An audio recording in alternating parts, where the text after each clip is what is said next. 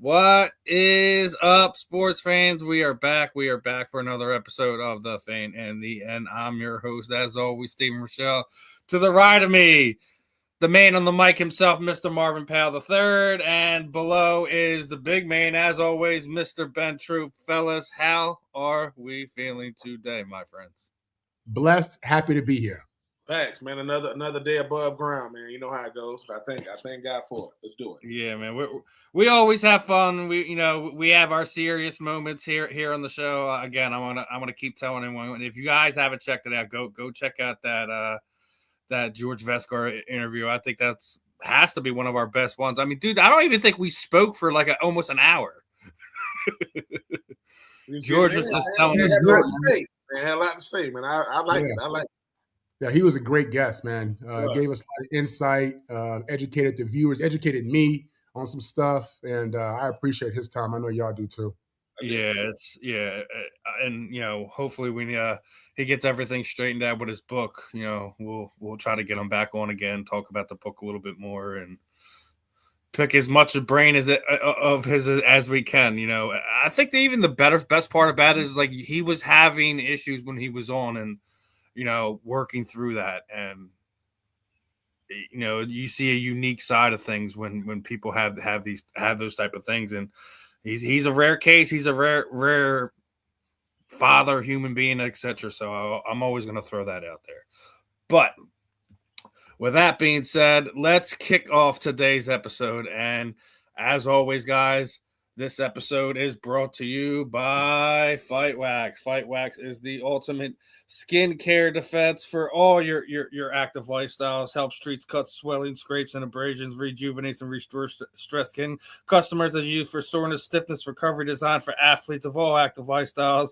Provides an ultra silky, non-greasy feel, deep hydration for everyday skin care. Helps fight dry skin. Customers used for eczema, psoriasis, and other skin disorders.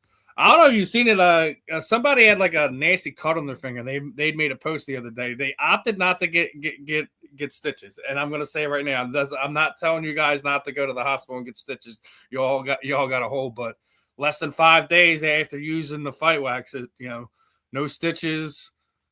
Everything's healed up, not nice and good. So I mean, I think there's multiple different uses for people who want to find some better skin care other than Vaseline, going to the ER, all that other stuff. I think that's a unique product that we're fortunate to be involved with. But let's kick things off and have some fun here today. And Marvin has brought up something about his time in New York and the Jets and stuff like that, and his dealing with the mob. And there's been several stories involving the New York Jets and the mob over the last, 20 years or so. So I came across this today, so I wanted to kind of kick things off with Marvin, right? Mm-hmm. So basically, this one, former mob figure Michael Franzini says that during the 80s, an unnamed Jets player was drawn into major gambling and then pressured to affecting games, according to a recent video recanting his experience around athletes and organized crime. Franzini's been making similar claims for years about organized crime being targeted and indebted with athletes, leading to influence outcomes of games spread since, this is back in like 2009. He told a sports integrity conference that bookmakers are tied to organized crime, would get athletes into debt, pressure them to help cover bets. Earlier in 2002, ESPN reported that Franzini had made separate anonymous allegations about baseball players fixing games with the New York Yankees. Obviously, publicly denied this. I'm going to start off with you, Marvin, because like I said, you have not like an intimate dealing with it, but that's your hometown. You've seen what the mob is capable of. What do you think about Michael's comments?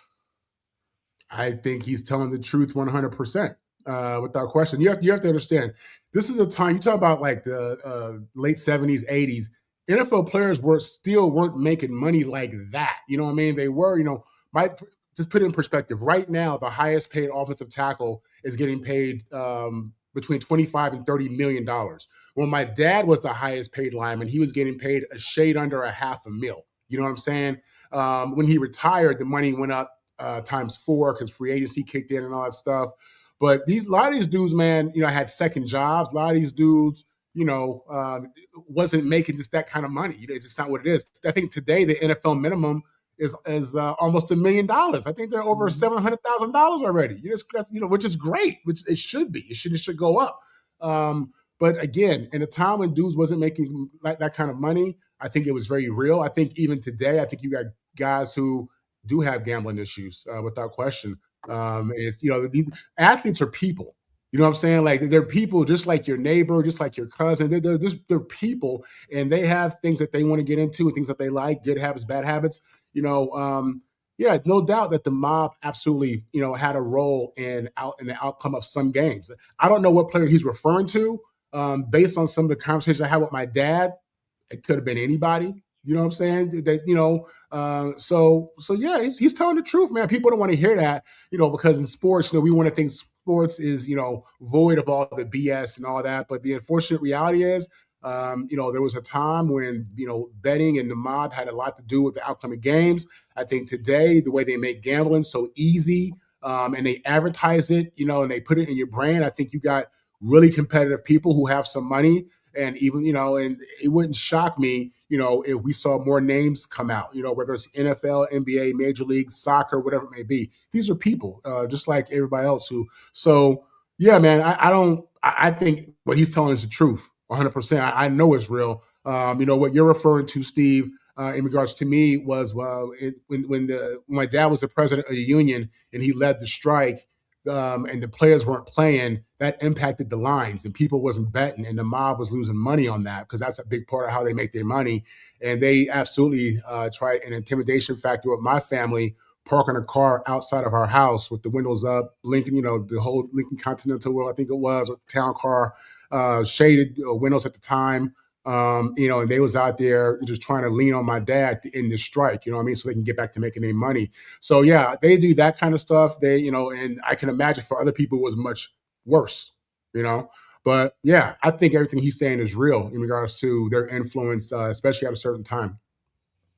What are your thoughts, Ben? Were players fixing games in the 80s up until the early to mid 2000s?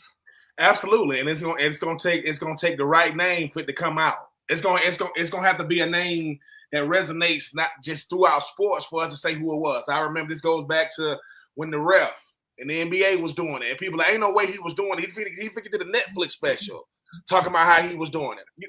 This goes deeper than that. I remember when I first started playing football in Swainsboro, Georgia, and I didn't know what gambling was, and my uncle said, "Hey, I need 3 touchdowns today." Now I don't know what he's talking about. Then after one game, he gave me like $5. I'm like, I'm 7, 8 years old. I'm like, what? Then one game he gave me $20. Now, mind you, my little young mind don't know what he's doing, but I'm trying to do what he has. And it got to the point where he's counting the money. Now, this is Pop Warner football. And for those of you who don't know, South Florida, Miami, Uncle Luke, those football leagues, they got a documentary on how much money be exchanging hands for now that's amateur football now. You got to think. Somebody said, we can dictate games with money. No, we can't. Yeah, we can too. We just got to know who to tell. And next thing you know, and the mob is saying, all right, we can do that. We're doing it. We're doing it. And it don't shock me one bit. I think the NFL knows, man, once this comes out, it's gonna be crazy now. And this is the one thing that makes anything come out with the NFL. Yeah, can we survive it? If they can survive it, they'll let it come out. That's why Concussion, the movie, came out because the NFL says we'll give it 72 hours to, go around, and then we're gonna give something bigger to supersede it. But yeah, I wouldn't be surprised. I wouldn't be surprised any major city team, Chicago, the Jets, the Giants, the Eagles, the 49ers, the Bears. And let me say this, because we talk about the mob here now. I've only seen the mob on movies. I know they're not fictitious characters. I know they are living, breathing, people. But on that movie American Gangster with Denzel Washington, there was a part in the movie when he goes to one of the mob bosses' house. Now Denzel making all the money, and they saying, "Hey Denzel, you kind of like pushing us out. Hey man, I ain't got to do with what y'all do." He like, "Yeah, you kind of do. So what you want us to do? I want you to play nice. What you want me to do? I want you to kind of back up something." Oh, hey man, listen man, I know this y'all game, but I'm just doing it my way. They got him out the way. However, they got him out the way. They got him out the way. And all I'm saying is, when it comes to football, for those people that's saying, I would never, ever fix games. You don't know. Let me say this. You don't know what you would do when presented with it. I am not, look, and I mean What's it. up, Meg? I am not going to throw my, listen, I am not going to throw my teammate under the bus because I got dirt too. But when I was in college, going into my senior year, there was a teammate of mine who I will not name. He know who he is. I know who he is. And just know he's a big money. He's a big-time player. Big-time player. I'm going into my senior year. He's back on campus. You know how we do, Marv. We'll come back on. You'll come back on campus. Well, a place like SC, y'all probably come back because it's LA. Y'all come back. Gainesville ain't the place you're going to hang out if you don't got to. That's all I'm saying. He came back on campus. We getting ready to do a workout. He said, "What's up, Troupe?" I said, "What's up, boy?" Listen, I kind of shake his hand and he hold my hand. He kind of let everybody walk by. He said, "Troupe, man, he said, I'll take care of you next year, man. What you mean?" He said, "I'm gonna need you to do some things for me during the game. Now, mind you, I don't even know how my senior year gonna be. This is my first time starting. This is when I'm realizing, hey man, I might be getting ready for some big time stuff just based on how people treating me.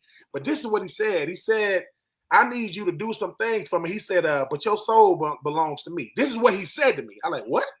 Your soul belongs to me. Now, mind you, I'm 20 years old. I'm like, now this is the thing. Not saying I would have done it. I would have considered it, and I'm a tight end. I don't dictate that much. But when he said, "What you mean, my soul?" No, I'm good. Like I'm not. I don't even know what that is. But you a country boy like me. What the hell you know about souls being? No, bro, we ain't doing that. And I say that to say, if you are in a position of power, aka you got that moolah to burn, you can spend $1 million a day and you won't feel it. That's $365 million in a year. For those you don't know, just imagine when I can spend $10 million a day, $20 million a day. You don't think people are gonna be considering? You want me to do what? I want you to throw a pick in the fourth quarter. And I get what? Because it's hard to detect now. It's going to be hard to pick up what's going on, especially with some of these quarterbacks. I mean, some of them might be getting paid. I'm just saying how they be playing. But I'm not surprised. I'm just waiting to see who it was. And when it comes out who it was, I'm not going to jump all over them. Because remember, the mob don't ask, there ain't many Marvin Powells in the world that's convicted like that. But he had a whole league he had to answer to too now. That's different. So he's saying, hey man, I know y'all powerful, but I got a bunch of alpha men that I got to see about. And I'm thinking about my son going to the league one day. I'm thinking about future players that I'll never meet. Now that's a strong-willed and minded individual. I know people would have done it for way less. I'm talking about depending on we're gonna shoot you $100 million. And all I got to do is this. Yeah. You think that's all you got to do. That's the first thing you got to do. But once they got you. Yeah, I'm not surprised because like Marvin just said, listen, you want something to be perfect, people better not be involved in it. The only way it can be perfect is people not involved. If people are involved, you can take perfection out. That's anything. That's business, that's parenting, that's marriage, that's church. If people are involved, I'm not saying corruption is right behind it, but I'm saying malpractice is something finna go bad because we all don't think alike. Yeah. You see what I'm saying? Just ask football players, 53 guys on the NFL football team, we about as different as they come. Now, we come together on that field, and some of us watch tape and some of us don't. Some of us take care of ourselves and some of us don't. Some of us go to the club and say, I play for the Titans, right? And some of us don't. And I'm not mad either way, but if we get approached at 20-something years old with a dude in a nice suit talking about, hey, man, good game last week. Yeah, man, appreciate it. Listen, how much they paying you? They'll say, what you making, what, $750K? Yeah, what if I give you $750K right now? You gonna give me my whole salary right now? Yeah, but before you take the money, I got to get you to do something. What? And as soon as you say yeah, and you take that money, and they drive off. You want the contract, baby. They got you. So hey, I'm happy I wasn't good enough of a player like that. I was in Nashville and Tampa and the Raiders. I wasn't in big so hey man, but I ain't mad at you if you did take the money. Just know Netflix is out there. And they will real quick to tell that story. And Netflix got my money too. They'll get you to talk. And how much they gave you? Yeah. Hey, oh man, we give you $3 million. Cause when Florida did Swamp Kings, when they did the University of Florida did it with Urban Meyer, you notice you didn't see a lot of players on there, right? Everybody ain't take the money. Yeah. And I know this 100%. There were certain players that wanted a bigger check, and they was like, Netflix is like, nah, we already got dudes taking $50K. Why would I give you $500K? What you think you is, Tim Tebow? You know, so hey, that was so. I mean, I wasn't on them teams. They could have gave me a couple of to make up some stories. You know what I'm saying? Now, Ben obviously knows who Meg is. Marvin's probably the first time meeting her, but Meg's from the other side of the pond. One of our football fans from over there, content creator. So first off, appreciate your time today, my friend. No, thanks for having me back. Appreciate it. It's always a pleasure. We always want to talk to everyone, get everyone's insight, and with all that's going on in the football world, I think different opinions today is definitely going to be the topic of the day. Yeah, for sure.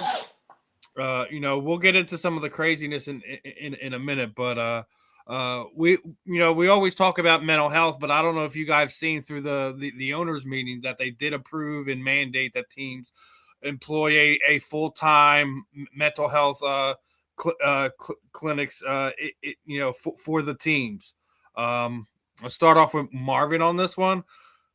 How happy are you to hear that? Yeah, any type of advancement toward player mental health, player help, player awareness, I'll take that. That's a good thing. I would want to hear more what that really includes. It sounds good on the surface, and I'm sure there will be a true benefit, but I want to know, what does that really detail? What's really involved there? But yeah, it's definitely the first step, a right step, toward acknowledging mental health and just, spreading that amongst men and having men really understand that you could be a grown man and still be going through some stuff upstairs. You know what I'm saying? That just makes you human. That's it. It don't make you weak. It makes you human. So with that said, yeah, I love it. Interesting to see how that kind of theme rolls into the new CBA coming up here. But yeah, it's a great first step. I hope it's not just, something that sounds cool but there's not real impact. I hope that the players aren't. I hope that the organizations obviously are maintaining real integrity and not making it a point to share people's private information on that. I know you have HIPAA and those kind of laws, but man, these owners, man, they don't. You can't trust them. So yeah, I like it. I'm happy about it, and hopefully it's just a step toward much bigger things to come. Meg, your thoughts on this one? Yeah, I think there's been a lot of conversation around mental health for a long time, and unfortunately for everyone in the world, there's no quick cure for mental health issues. It's not a case of pop a pill and you're fine. It recurs and recurs, and we see these situations where somebody makes a mistake, they're crucified publicly, especially when they're in the public eye, and the impact on mental health is enormous. Now, I think it's definitely a step in the right direction to have trained mental health counsellors, doctors, etc. on site, but I think this is just a step. There needs to be so much more done in terms of media perception, in terms of how we report on things. And I know there's laws in the background and things, and obviously it's important to get accurate news out and to be sharing proper information. However, I do think some of the public crucifixions have off-field repercussions as well as on-field. When you see these players who are time and time again, when we spoke last time about the amount of crime that is being committed and the amount of drink and drug offences that are being committed, and there has to be an underlying root cause for that. And I don't accept. I accept human error, of course, but I don't accept that that's the sole reason that particularly these athletes are spotlighted constantly for the mistakes that they make, and it could be something really minor, or it could be something much more serious. But where's the aftercare then? So you've made a mistake. That's it's a mistake, or you've committed a crime. You've committed a crime, but there has to be some sort of process for recovery afterwards. There has to be, even prisons have terms of, it's redemption. It's been able to move forward, being able to rehabilitate and get past it. And unfortunately, I think there's so many steps missing in that process, especially for these players who are catapulted into the spotlight from a very, very young age. They're early 20s, and all of a sudden they've got all eyes on them. They're living out the life of a normal 20-year-old, except a normal 20-year-old who gets stopped for drink driving is not going to be put all over the front page of a newspaper unless, something horrendous happens. These players are not necessarily being equipped, I think, from a young enough age to deal with not just the athletic side of their careers, but also the media perceptions, the media spotlight that's put on them. And I do think that all of these steps have to come together with the mental health facilities that are being put in place. Ben, your thoughts on this one, brother? Yeah, I like it from a standpoint of, you got to see where a player is presently in his mind. Like, mental health don't got to be, hey, man, I think I'm going crazy. Man, just sit down with somebody just to check. It's like concussions. Okay, I got to get a concussion for you to see what are you comparing my test to? I didn't do a pre-examination, like how my mind was pre-concussion. It's just post. And I like this for this reason. A lot of these players getting ready to transition out of the league, and they don't really know what it's like leaving the NFL that is coming in. You want to make sure, man, you taking care of yourself, because you come into the league with no family. You walk out with kids, wives, you know what I'm saying? You want to be taking care of yourself. So I do agree. The same way the NFL is advancing, they need to be saying, yeah, man, we got mandatory mental health checks for these players. Mandatory checkups. Because every time you see, and, I think Meg hit it on the head, too. Every time you see a player do something, it's always something bigger going on. But we don't get to see that. We hear about, oh, yeah, he was dealing with mental health struggles, 2 years after the incident. Whereas, so, yeah, I do. The NFL ain't crazy, man. The NFL knows, hey, man, we have to win in the perception battle. We have to win in saying if we don't care about the players, we got to look like we do. We got to look like we care about what's happening to them, because it is all about the product on the field. But if the product away from the field, mine is all messed up. Because being a 21-year-old in New York, where you in the media all the time, they talking about you all the time. New York Post, New York Daily, New York Times, all the time. You can't hide. How do you deal with that? And when people say, well, just don't listen. Well, now we got podcasts, social media, friends, family, critics, analysts. So, yeah, I think it's great. And hopefully and all you got to do to get a player to go is make it mandatory. That's it. Hey, we got mandatory mental health checkups. You got to go do it. But you're going to get fined until you go. All right, man, let's do it. And then let the mental health professional do what they do when you sit down in front of him or her. So, I mean, shout out to the NFL for at least trying to get this thing right. I do not know if you can get it right, but they should have had mental health clinicians that well before now. So hopefully the current players, the future players will benefit from this type of protocol. Hopefully it continues to move forward with it. I think it's a little bit of what you've all touched on. Step in the right direction. There needs to be more than just having someone on site. We have to figure out exactly what this actually means.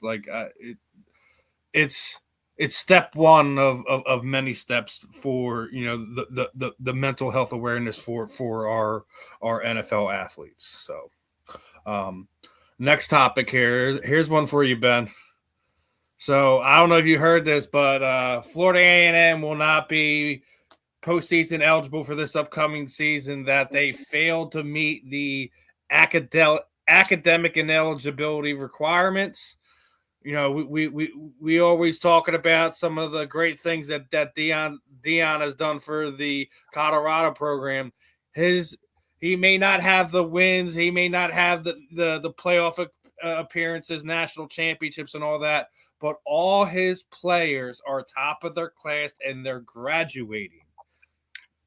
What do you think about the message that this now sends down to the Florida A&M players? Let me start with Ben on this one. You want to know when people talk about power P5 or P4 football, that'll never happen. It makes it look like P4 programs, all their players going to class and they excel, and that's not true. It's the fact that Florida A&M, number one, they got to, for those of you who don't know, Florida A&M is in Tallahassee. It is literally right across the street from Florida State. It's two different worlds going on, though. Florida State, all brick. You know, we got everything we need. Florida A&M, you could just walk in the facility, walk straight to the head coach office, no security stopping you at the door, nobody checking you in, none of that. I'm not making excuses for Florida A&M. Let me say, I'm not making excuses for the Rattlers. But once again, it's more to it. It is way more to the – look, I was not a scholar athlete. I was an All-American. I was no academic All-American. How many academic All-Americans I knew? I don't know. Not many. We went to class, and I did what I had to do. But you don't think the professors knew who we were? Man. You know, one time I had a teammate. Not gonna say his name. He got a 100. He got a 100 in a class, and we never saw him. But he also was a big time player. You see, all I'm saying is, I'm not saying that the administrators and the professors at Florida A&M don't need to get on the program, but these other professors are. I guarantee. When the last time a big time quarterback, a big time receiver, defensive end, big time player was ineligible? You can't even remember, can you? Because that doesn't. When the last time a team, dude, you know how bad your GPA got to be for you to be ineligible as a team, as a whole team? Now, I'm not saying my GPA helped us at all when I was at Florida. I wasn't helping us. I didn't help us make, academic eligibility, but I wasn't hurting us either. I'm just saying something going on in Florida A&M, man. That's bad, man. Like you get banned from postseason play when you did some nefarious stuff when the coaches and recruiting, that kind of stuff. Dude, how bad are these grades, man? I don't think I've ever heard of this. I ain't never heard of a team because of academics. Number one, that hurts the HBCU umbrella. That's what it's hurting. It's HBCUs already get a bad rep to where they don't do the money right. They don't got enough funding. They don't got the right facilities. Don't. Florida A&M, FAMU, can't go to a bowl game. Why? Grades. For the team? Yeah. So, hey, man, something going to have to give. But like I say, these big-time schools, you know what they got first before anything else? Reputation, man. They ain't finna let that happen. Guess what? The professors, this happens in high school.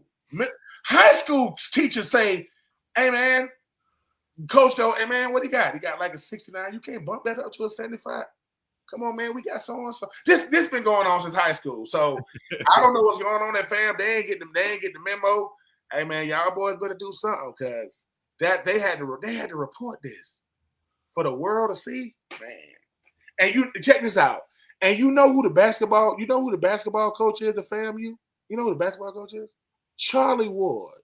Charlie Ward is the basketball coach at FAM. Heisman Trophy winner at Florida State, who went to the NBA, is at FAM, and all he get to do is watch regular season football games and watch how good FAM be in 2026. They're gonna be good for nothing. That's crazy. That's crazy. What are your thoughts on this one, Meg? Florida A&M, academically ineligible. So my day job is I'm a teacher. I teach high school. So for me, this was really interesting when I was reading up on this earlier. Because the kind of kids that I work with, I work in an area of extremely high poverty. These kids are not privileged in terms of being able to come from a home where they've all their needs are met to be able to come in and learn, right? But some of them are very, very athletic and very, very good sportsmen, and they've got high aspirations. Some of them want to get to the NBA. Some of them are making moves that, you know, on the court, on the field, etc., that academically has nothing to do with, you know, there's no correlation between their academic achievement and their sporting achievements. And I've always been a huge advocate that academics is not for everyone. Some people are naturally born academically gifted. I'm one of these people, and I'm very aware that it's a privilege. I came from a high poverty family, but I was smart, and I worked and worked and worked to make sure that I got to where I needed to be. These kids don't have that backing. They don't have those same opportunities. Now, for me, I think no matter how gifted you are in what area, that should be the focus point. If you've got the academic prowess and skill to be able to do both, fine, brilliant. But if you're gifted athletically and you can go on and you can play a sport at a high level and you can be a competitor at that national level, then what the hell does it matter what your English GPA is, or, you know, what your overall score is in your test? It doesn't. At the end of the day, some of these kids, the only way forward for them is through sport or through achieving some passion that they've got for, you know, a creative project, or being really good at art and going out and, you know, becoming a world famous artist. Fine. What does it matter realistically, other than the reputation of the university and their academic results being posted? And that's where I've got the conflict there, because for me, I'm an educator first and foremost of children, not of academics. And I teach English, you know, I'm a core subject. I don't care if they pass their exams, if they leave me a better person than when they came in, and I've given them every opportunity I can give them. And for me, the eligibility thing, it stifles them. It stifles that ability to go and be the best and do what they can do athletically. So I don't agree with it. Marvin, your thoughts on this one? Yeah, I think it's really just huge failure on Florida A&M to allow this to happen. Like Ben was saying, like, you know, at USC, you know, obviously I get it's USC, they have different resources, is what it is. But the player not being eligible, that's not even something that, I don't know if I even heard that before of happening. And to me, when you look at how much support, you know, academic support and these resources, you know, was poured into us, I want to say it's almost impossible to happen. So for Florida A&M to have their whole team disqualified because of a team issue, just not being able to collectively be eligible, I blame the administration, I blame the coaches, I blame the parents, you know, for not instilling the value of the education into the players. I blame the players for allowing themselves to not be eligible. I mean, they know what their grades were. I went through periods at USC where my grades dipped, and whenever that academic advisor had a conversation with me, my grades went right back up. You know what I'm saying? And for me, it was just really more effort, to be honest with you. But yeah, man, it's systematic failure. It's a horrible look for HBCU, which, you know, I think a lot of people still don't appreciate the value of these schools and these institutions, and this just adds to that. And it's just a bad look, man, especially when you're seeing, you know, these kids in the transfer portal bounce around, and you're wondering, you know, are they getting an education as they bounce from school to school? I mean, are they learning something? Would this degree be of value? And then when you see something like this, it's kind of in the same boat. You know what I mean? It's just, what a blown opportunity by the school, by the kids. I mean, it's just bad, man. And I hated to see that. And, you know, I hope that the university, you know, puts its resources into making sure these kids graduate. Because you have to look at it. I mean, most college football players don't make it to the NFL anyway, all right?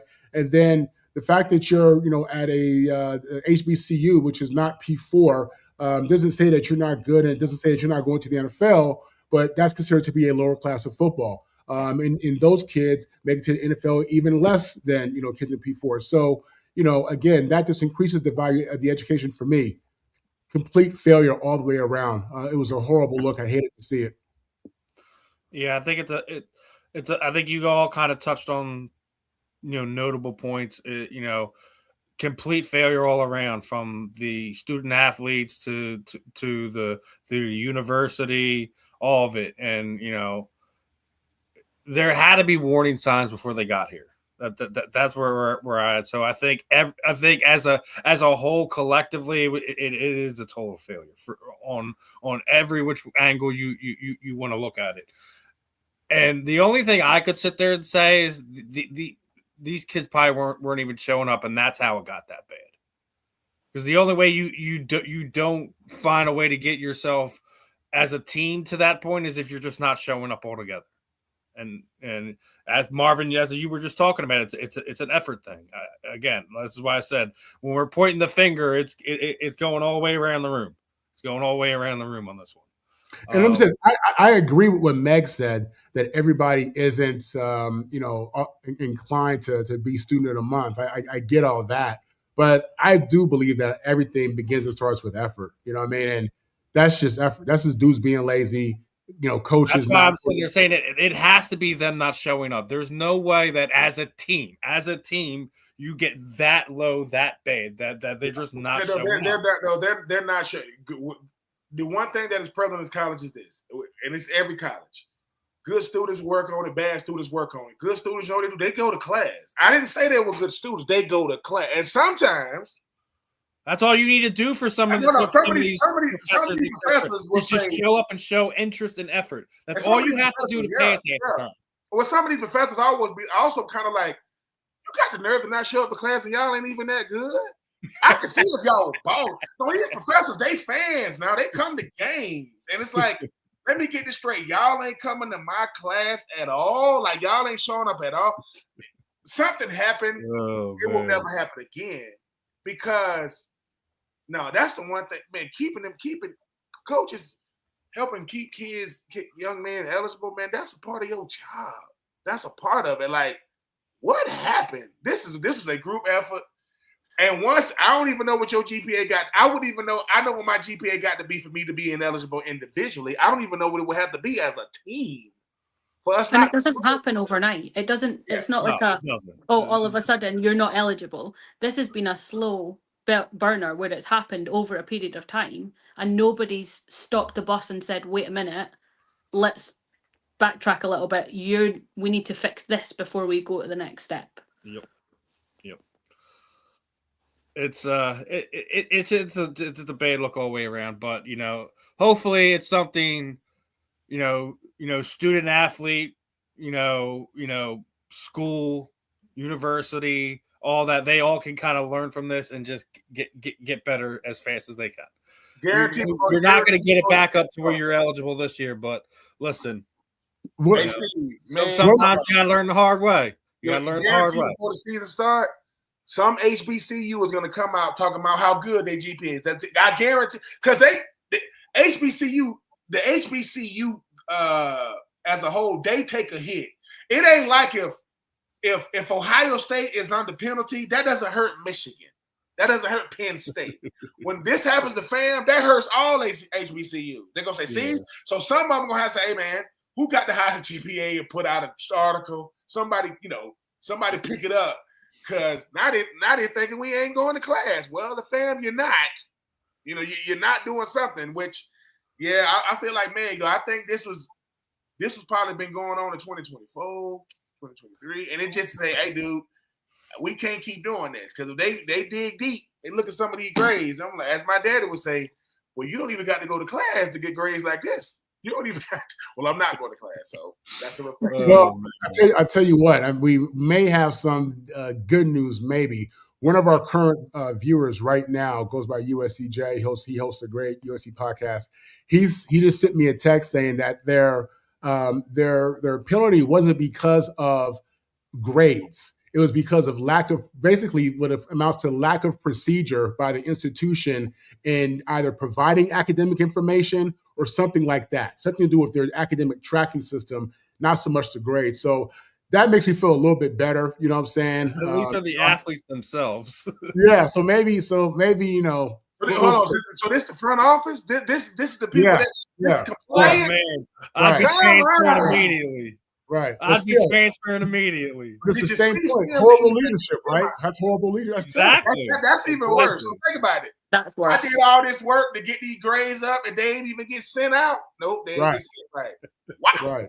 Yeah. Crazy. Oh man. And speaking of worse, I came across this one this week, and I just had to stop and we have to discuss this one, right? So obviously everyone knows by now the consensus worst number one overall pick of all time is Jamarcus Russell, right? We can all agree upon that. I think that's a fair statement. Yeah, he up there. Yeah, he right. So apparently, like he went and did this podcast or whatever, and obviously, was not happy with this moniker, right? And basically, he's done with the narrative. He's basically said, "Yeah, I'm mad as bleep. Don't call me a bust. Period. I'm gonna show you a bust and bust you in your mail." So Jamarcus Russell don't want to hear no more of the bust talk. Listen. We were just talking about dealing with the public, public perception and all that. There's an argument to be said that he is He is without a doubt a bust, regardless if he's the worst bust of all time or not. It is up to perception of what people think. Hell, I still think Danny Watkins is the biggest bust of all time. He barely played 2 years, and the Eagles wasted a first round pick on him. He wanted to be a firefighter. He didn't want to play football. How do you waste resources on that? Jamarcus actually wanted to play football, just other factors were into it. I don't know if it was the system, whether he wasn't taking it seriously as far as getting to know the playbook, getting himself in proper shape, etc. That played into the fact that he wasn't successful during his time there. But to be mad at the point of basically to sit there and say that you're not a bust, and the next person that basically says that in your presence, you're going to bust them in the mouth is, I think, completely telling of the entire situation. I'm going to start off with Meg on this one. Do you think Jamarcus has a leg to stand on this one, or just you got to take your licks here? Look, I think it's crazy that everyone's entitled to an opinion. You don't have to agree with it. You don't have to like it. You have to respect the fact that everyone's allowed an opinion. It's subjective, right? What makes me laugh is that he still uses the Instagram handle _the biggest QB. That makes me laugh because, there's a certain level of ego that's involved here, as we can see from his comments. But the fact that you're resorting to violence because you disagree with an opinion, fair enough, it's a shared opinion by multiple people on a public scale. Take the criticism, man. You didn't do the work. You didn't do what you needed to do to be on the opposite end of the spectrum and be one of the greats. So it is what it is. You accept it. Move on. Yeah. What are your thoughts on this one, Marvin? Jamarcus overreacting here?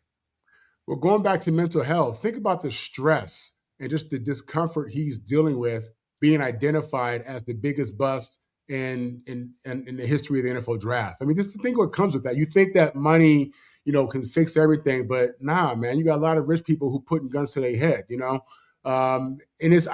feel for the brother, I do, but he also got that check. You know what I'm saying? He also gave him that check. So part of me is like, bruh, the film don't lie, ain't never lied. You don't hear a lot of people saying, yeah, he was drafted to the wrong team or he didn't have the right coach, and you don't hear that because it wasn't none of that. He just was completely overvalued for the NFL game. I don't think, I look at guys like David Carr or the first Carr brother who went to Houston.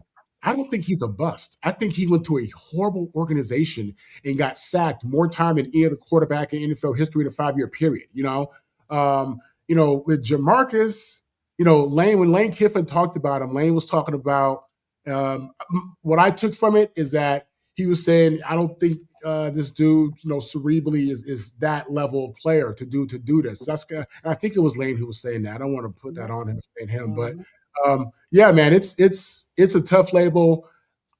I think this tells you he's stressed out, man, and he's been carrying the weight of the failure. And he's someone who can go he needs to get some help because you shouldn't want to. Public attitude and opinion comes with the job. You knew that from the beginning. You know what I'm saying? And people act crazy, and that's what they do. I don't think they should get a pass for always acting crazy and saying things to people. But this is what it is, man. You know what I'm saying? You had an opportunity to change the narrative. You didn't. you got that check, right? So suck it up, Buttercup. You know, and don't need to go out here and hurt nobody over feelings and words. We better than that. Come on now. Ben, your thoughts on this? Jamarcus Russell needs to just let people have their opinion and just, let it roll off you like a droplet of water, right? Man, you better turn it into a podcast. You better just embrace it. Because I was out there in 2008 with Jamarcus Russell. I was out there with him and Lane. I was out there, right? Here's the thing. Sometimes it just don't translate from college to the pros. It just don't. And you just don't want to be look, Jamarcus Russell did this thing to where you got singled out as being the worst because you were the first overall pick. That's why you are the worst, because of where you were drafted. To me, if I had to pick a number 2, I would say Johnny Manziel. He is my number 2. But he also went to Cleveland, and so he had a lot of help. Cleveland ain't had a good quarterback, so Jesus was a baby. It was bad. It's bad. Cleveland is bad. So all I'm saying is with Jamarcus Russell, right? Everything he says, it's not going to help his cause. Because people going to say, wait a minute. You played for the Raiders, right? Yeah, they drafted you you was the number 1 overall pick. Yeah. Now, we've all seen bad quarterbacks. They're just saying you the worst of the bad. You are the worst. Worse than Ryan Leaf, right? Worse than Dan Orlovsky running out the back of the end zone. But guess what? If we can't learn your job is to flip it. Your job is to take what is said about me and flip it in the monetary gain if you can. Because saying I'm gonna punch you in the mouth, it's some crazies out there, and they gonna try you because they still think you got a little bread. So when you punch back, they're gonna got you. Now, Jamarcus, look, you're 40 years old, I think. Look, you can't win in public opinion now because everybody got social media. So you really want people to come at you? Now, do I like the former teammates of his saying they gave you some DVDs to take home and you didn't look at them? Wasn't nothing? I don't know why a coach would give me a DVD with nothing on it anyway, but you didn't even look at it. I am not saying all the criticism that comes his way is warranted. I'm saying we grown, man. If you can't laugh at, dude, they've been saying it for what? 20 years almost now? You've been out the league since 2009. They had DVDs literally back then. We ain't got them no more. So hopefully he can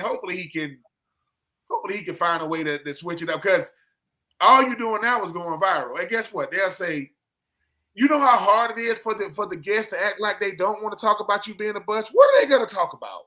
Your LSU days? Like, what is these people? So, Jamarcus, man, you played with Nnamdi Asomugha. Yeah, that's Kerry Washington's husband, right? Yeah. Like, what are they going to say? You played with Darren McFadden. No, they got to ask him, how does it feel? Man, I'm going to punch him in the mouth. All right. And guess what? They still going to call you the biggest bust. And does that make you the biggest bust? No. But it don't make you not the biggest bust either. It don't make you not that. It's just, no one. Ryan Leaf loves Jamarcus Russell because now they ain't talking about him no more. Hey, man, thank you for taking this off of me because I had to deal with it. But no, I think Ryan Leaf's more known for damn near strangling a media member in the locker room. Now look. I will say this. Look, it's gonna be rough, but come on, man. I'm Jamarcus Russell. I'm the biggest bust in NFL history. Next thing you know, you're doing commercials. You got merch. You got a podcast. Because the quicker you embrace it, right, the easier it's going to be. The more you try to push, your stats and your time does not help your cause. They got Wikipedia.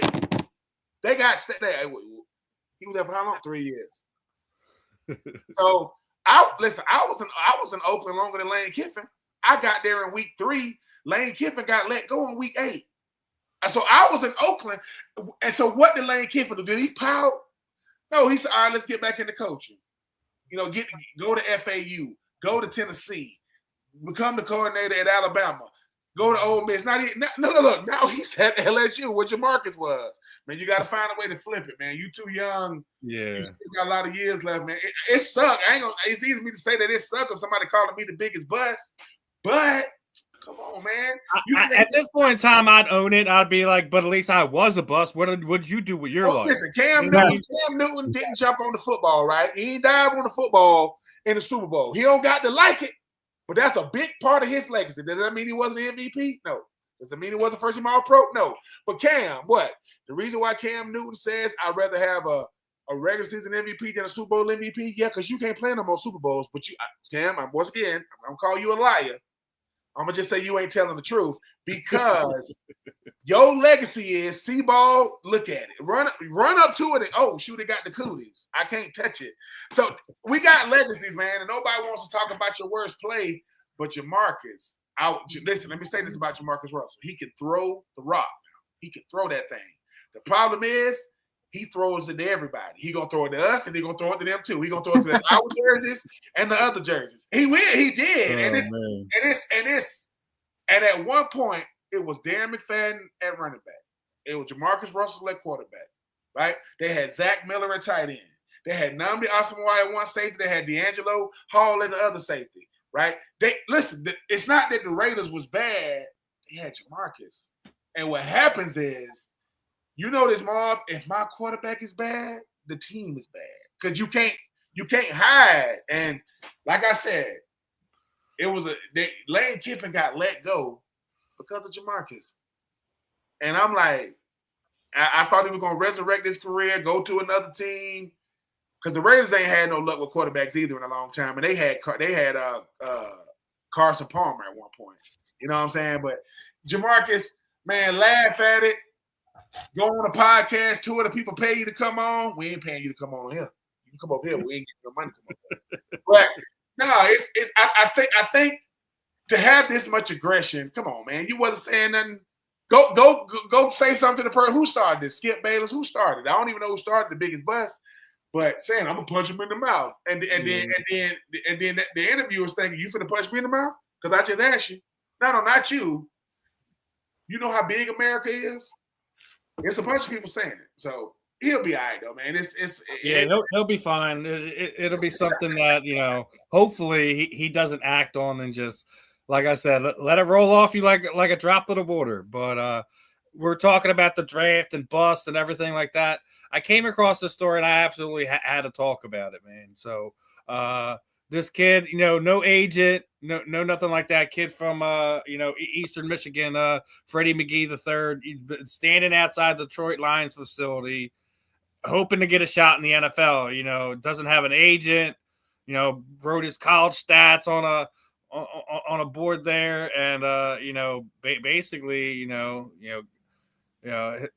is just trying to get his opportunity, right? Regardless if he gets drafted, or anything like that, I think just that belief in himself, that wanting to just give me a chance, that the Lions should at least give him an invite to camp, regardless, man, because we just sit there. We just talked about it. The percentage of college athletes that become NFL starters on an NFL roster, practice squad, whatever, is very, very small. It's very small. It's barely 60 men per team, including the practice squad, right? So, what are your guys' thoughts on this one? Let's start off with Marvin. You think drafted or not, do you think Detroit should give this kid an invite to camp or no? On one hand, I want to let you know that these NFL teams ain't into sentiments. They don't, they're not looking at this, like that. But then from a public relations standpoint, it's positive news. It wouldn't shock me if what he did inspired some scout to tell their GM, hey, maybe this kid's worth a look, whatever it may be. I mean, that's what he's trying to do. He's trying to generate one lead. He's trying to, get one person to say maybe player of the year for his conference, regardless of the conference. If that's college, that's relevant. That says something, and they bring so many guys in just to look at, just to sit down with. It wouldn't shock me if this spurred something, just because he does have a football resume that makes you look twice. So yeah, I'm with it, man. Listen, when I was getting out, I wrote handwritten letters to every GM in the NFL. I did. I mean, at that point, man, I see my whole thing slipping through the door. You do whatever it is. And my agent was slipping, to be honest with you. I felt like in a tough situation, he went there. He don't want to have an agent, this kid. So, that may be his first move, but I don't know why he doesn't have an agent, because if the agent doesn't see him as a player of value, that's not a good thing.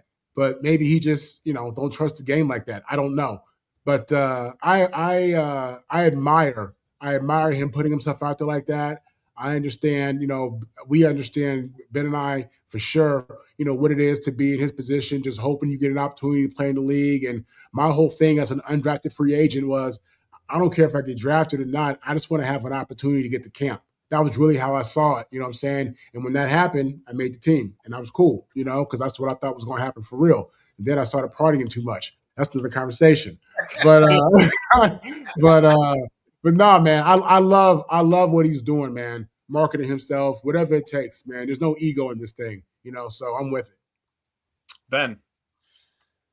I do agree with what Marv said about the PR, but let me tell you what NFL teams do. They'll say, look, man, we don't want one team knows if we do this, it's players in every city like him. They don't got his resume now. But they can make a sign, and they can stand out front, and they can say, hey, man, I had 7 interceptions, or and here's the thing, though. This could go the other way. They let him to camp, right? And sometimes you realize, hey, dude, the best players in the world at camp, they're going to get cut too. See, camp is overwhelming because you see it ain't the players sometimes that make it. It's the players that get cut. You go, they cut him? The dude that was, yeah, man. So I could, Coach Dan Campbell, they've gotten really, really good at PR in Detroit over the years. They understand it. But they got to sit this young man down and say, do you really want to negotiate without an agent, young man? You really want to do that with us?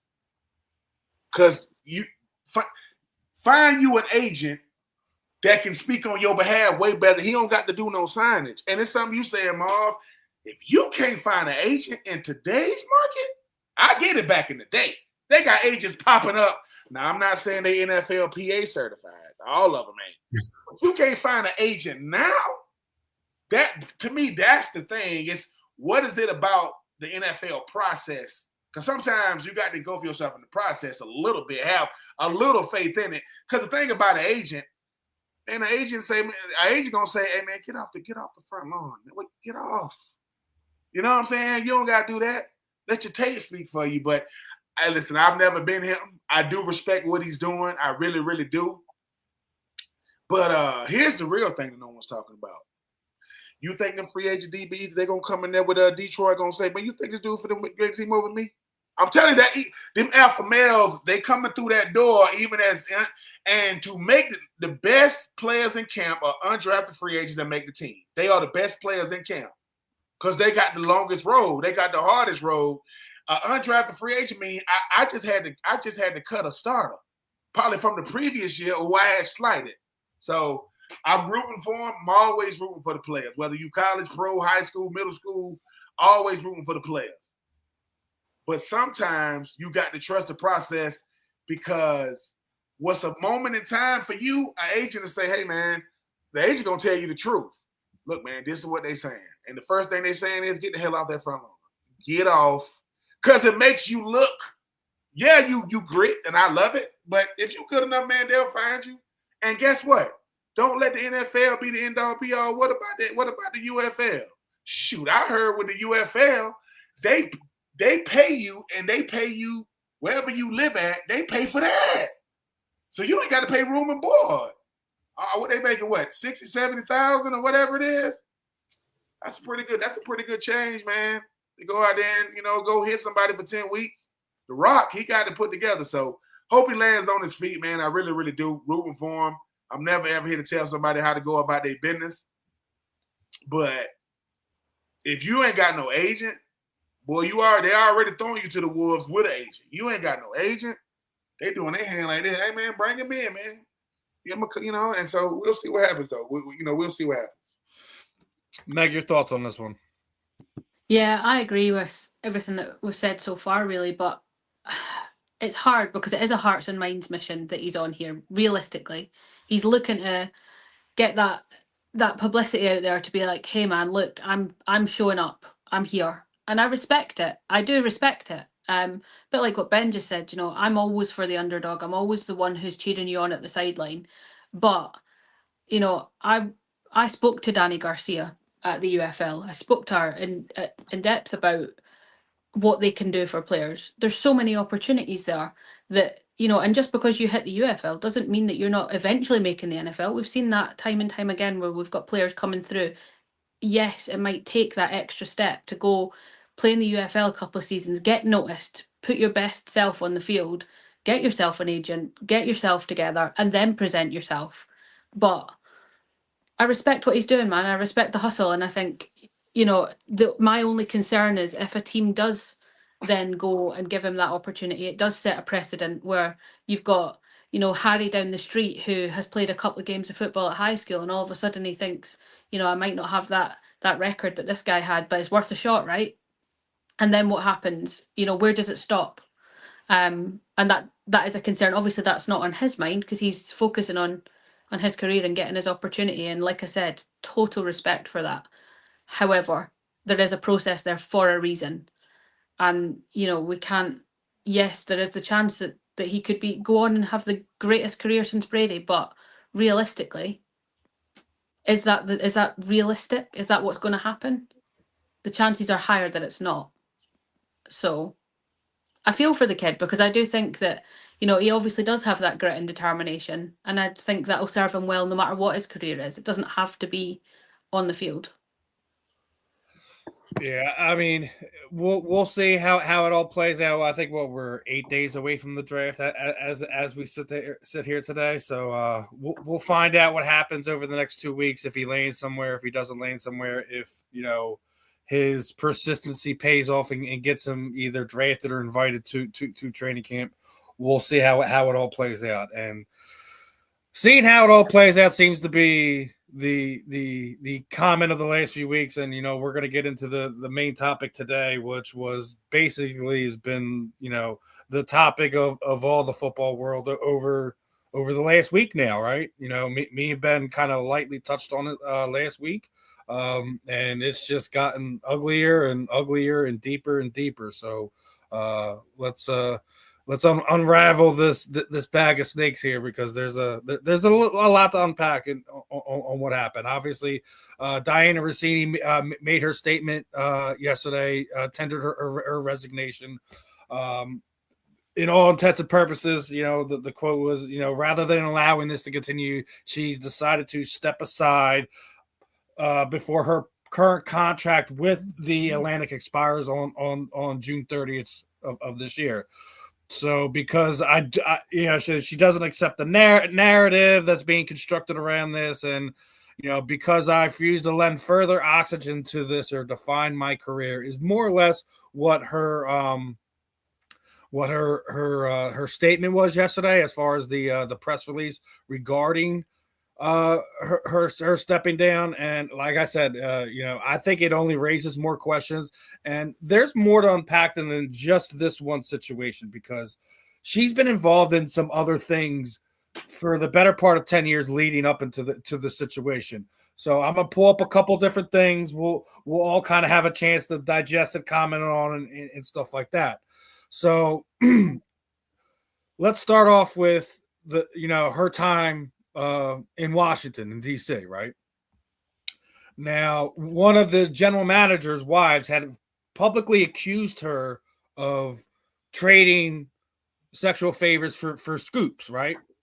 Had to later recant her allegations and statements, but it didn't change some of the stuff that was going on around it, to the point where the GM's wife had gone on to social media, literally tagging Dianna and basically sitting there saying, how many what's to get a story, do they laugh at you before and after? And basically, she kind of like glossed over what was happening. And then, the GM's wife again basically said, pretty sure this information is coming from my husband, another one of these is basically her that's saying that's her insider. Not only that, this hasn't been confirmed in any way, shape, or form, but I do think it needs to be mentioned, is that she had been apparently involved with current Rams coach Sean McVay, and her and another reporter had apparently got into a fist fight outside of a restaurant around Redskins training camp, and that, you know, apparently, you know, both her and the other reporter had basically gotten into it, and no one has confirmed this story. No one's denied it either. So with all that's going on, we know now that there is some fire to the smoke that has been coming out. Now the other thing is I think I've already said it. I think her stepping down and not fighting the allegations, because, you know, it was apparently a girls' weekend. None of her girlfriends has done stepped up for her, so I think we all can kind of assume what's what on this end, right? But I also think it devalues anything she said at any point in time over her career. Now, you had Philadelphia sports media here in Philadelphia had given her the insider of the year, and he was basically standing up for her, right? Saying that she's been good to us, that she's rooting for her, you know, talking about how her next podcast will be great. Well, X had come out and just named off how many times her reports had come out to be totally false.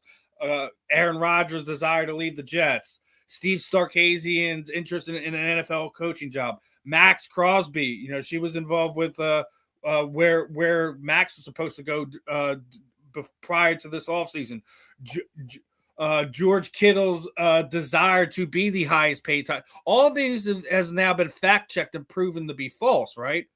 And me and Ben kind of spoke on this last week. She's been on AJ Brown's rear end for the better part of 9 months.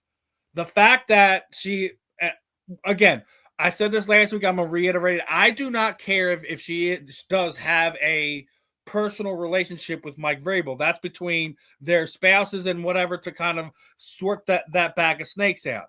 But the fact that you do have this type of relationship and that you've been particularly going after this one guy for the better part of 9 months, and then as soon as this stuff comes out, there's no more reports on anything on this guy. Nothing. I think it leads to the thing that, yes, her resignation raises more questions, but I think it also raises more questions the validity of what, not just how she was accumulating the information and stories. That's a whole nother argument to have in itself, that the validity of what she's actually been writing over this period of time should also come into question. I'm going to start off with Meg on this. Again, there's still so much more we can kind of dissect and go over this, and we'll probably will.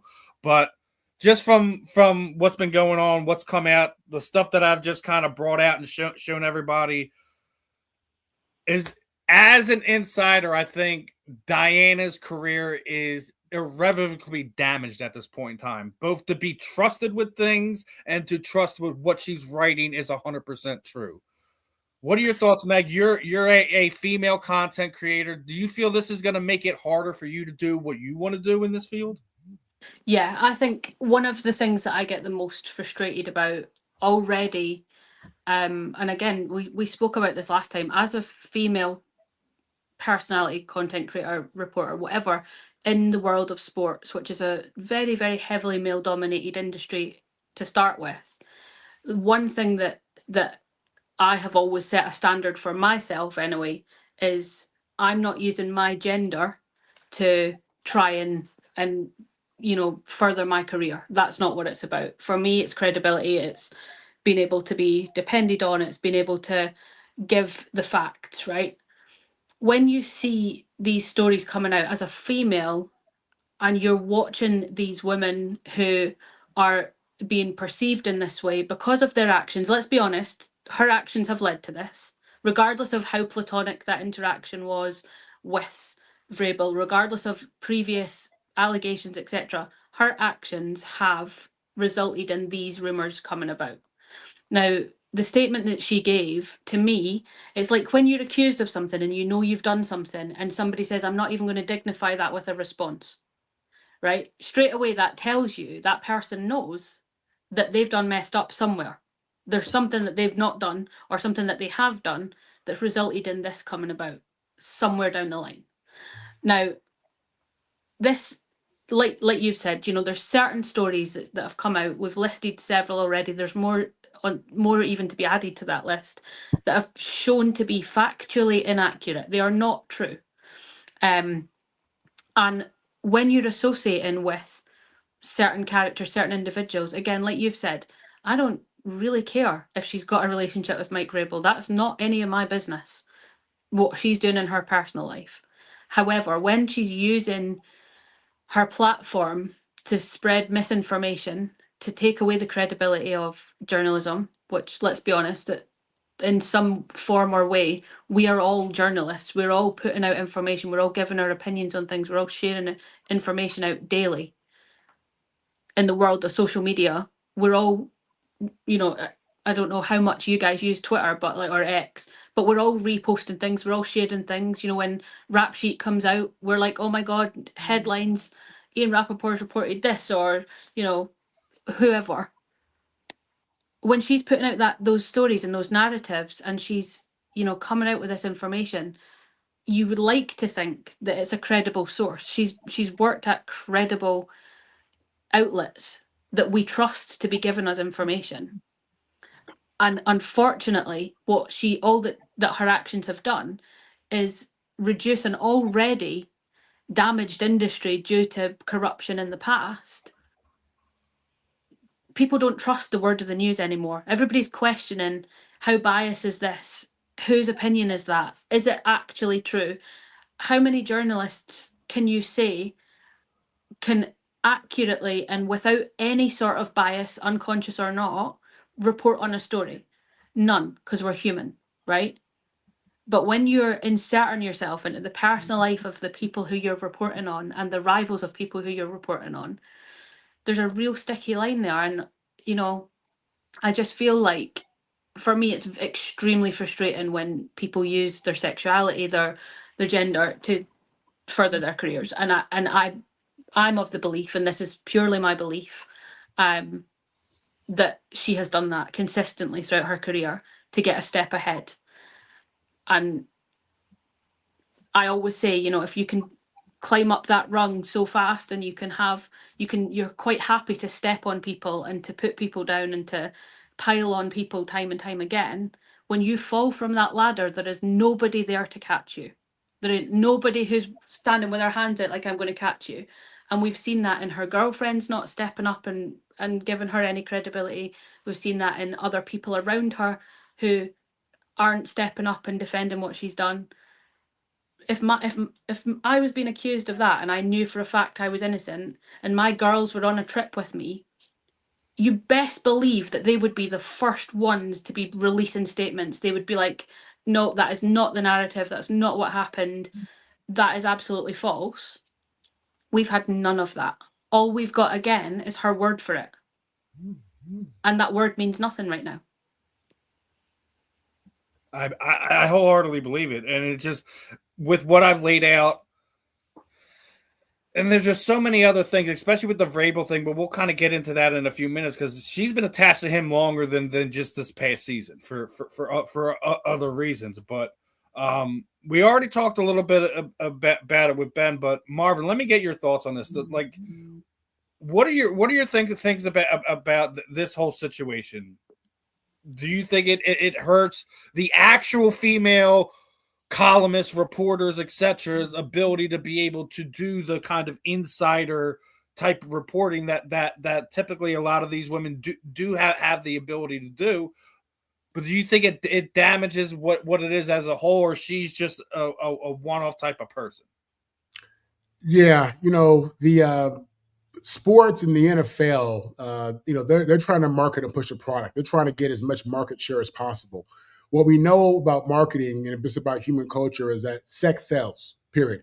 So what they've essentially done, in my opinion, is they intentionally hire attractive women who happen to have a sports background and have sports information and grew up in sports, but they're going for the sex appeal 1,000% and just trying to find the most competent person within that. And there are many of them. I mean, there are many sports reporters who I look at beyond how they look, and just I do enjoy their commentary and what they have to say.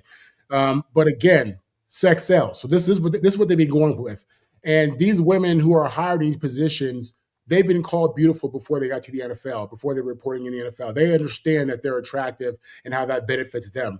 And I think that from the beginning of time, I think that you had situations where women will absolutely trade sexual favors for any type of advancement, whether it's a loaf of bread or if it's information. I think that's just normal human tendency. And what we're seeing here, obviously, is this come alive. We're seeing what it really looks like. What we're seeing is what it really looks like when people say the media is in control and they're making stuff up and they're controlling people's heads. You see it because she's did it. And they went, you had a whole list of the articles that pushed crazy narratives toward really big names. You know what I'm saying? And you don't know how that shaped people's personal interest on people. So yeah, I think what she did, absolutely. It appears that she has she's looking for information. And she'll get it any kind of way. I think what's done in the dark comes to light. I think that Meg is right. That somebody would step up. There would be other evidence. You know what I mean? That there were other people there, and maybe it was platonic. It was none of that.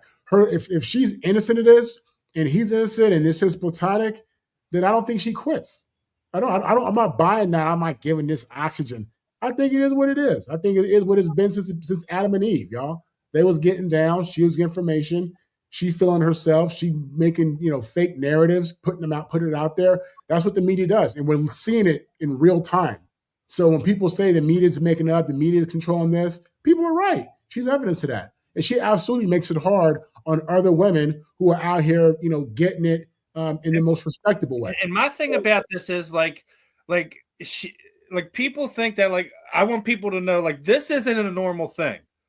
A coach and a reporter have we ever seen Pam Oliver going on vacation with Larry Fitzgerald or anything no, because there's an ethical line that you don't cross. Do you anyone remember Robin Roberts sleeping around with her other co-host on ESPN no, because there was an ethical line that these women did not want to cross because they didn't want their reputation ruined. So for the next generation of female reporters, columnists, insiders, that they're not looked at. Oh well, how did she get that information? I bet she was doing that.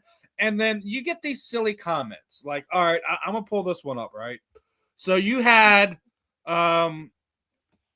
Jameel Hill basically saying that while the photos raise questions, that if male insiders were held to similar standards of ethics, none of them would exist.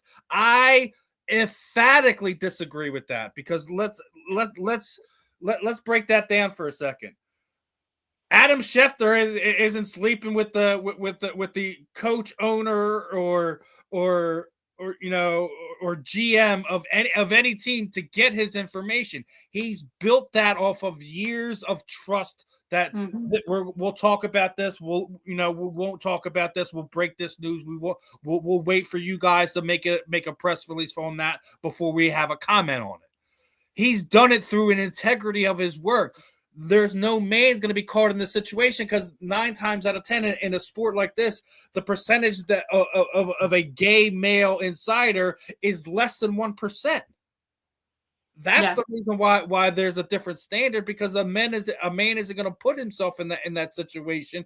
You may have an insider that might be gay, but he's not using his sexuality as a way to get that information.